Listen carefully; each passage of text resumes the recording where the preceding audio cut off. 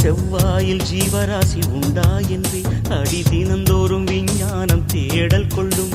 உன் செவ்வாயில் உள்ளதடி எனது ஜீவன், அது தெரியாமல் விஞ்ஞானம் எதனை வெல்லும்? எவ்வாறு கண்ணிரண்டில் கலந்து போனேன் அடி, எவ்வாறு மடியோடு தொலைந்து போனேன்?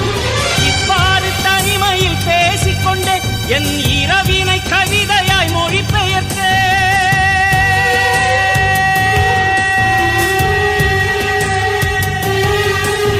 மேகங்கள் என்னை தொட்டு போனதுண்டு, சிரமின்னல்கள் என்னை உரசி போனதுண்டு.